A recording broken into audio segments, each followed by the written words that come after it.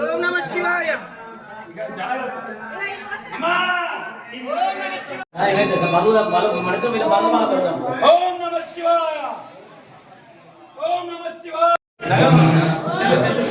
లింగం పడాలి లింగం పడాలి అరే కొంచెం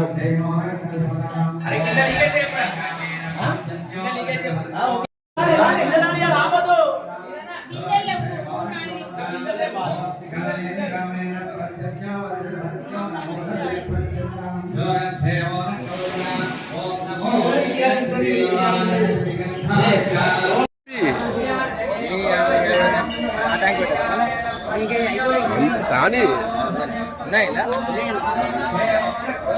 బాబాయ్ నిల్చోడా కాకపోతే నిల్చోడా. అరే అరే అరే అరే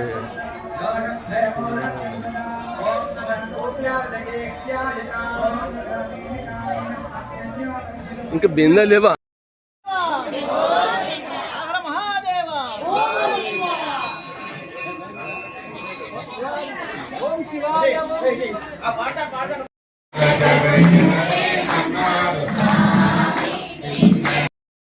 అన్న ఒక్కదాంతో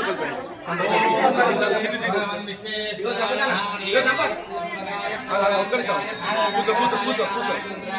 నీలకంఠాయ మృత్యుంజయాయ శరణేశ్వరాయ సదాశివాయ శ్రీం మహాదేవాయ నమః శోభాయ రుద్రాయ నమస్తామ్రాయ దారుణాయ నమఃశృంగాయ భగవతే నమః భీమాయ నమో అగ్రే వధాయ నమో హరిణే నమో దశే జ్యోతికేనే నమః శుభవే నమో భవే నమః శుభవే నమః శివాయ అతే నమస్తే ధాయ నమః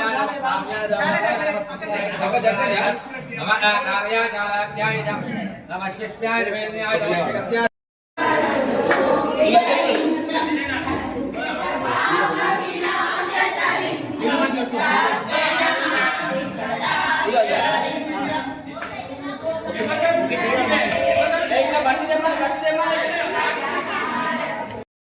పట్టణంలోని అతి పురాతనమైనటువంటి శివాలయం.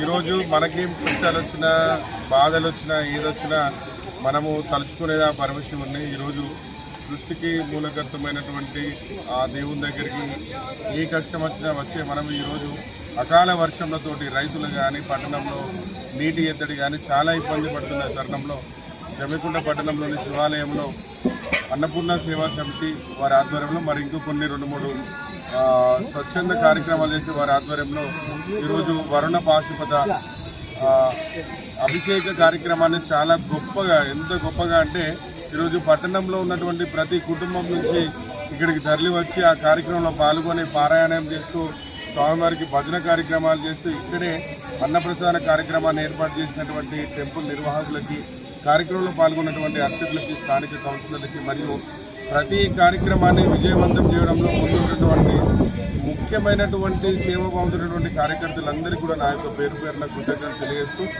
ఈ అభిషేకం వల్ల స్వామివారికి అనుగ్రహంతో మంచి సమృద్ధిగా వర్షాలు పడి పాడి పంటలకు కానీ నీటి ఎద్దడికి ఎక్కడ కూడా కొరత లేకుండా చూడాలని ఆ భగవంతుని కోరుకుంటూ హర హర మహాదేవ శంభో.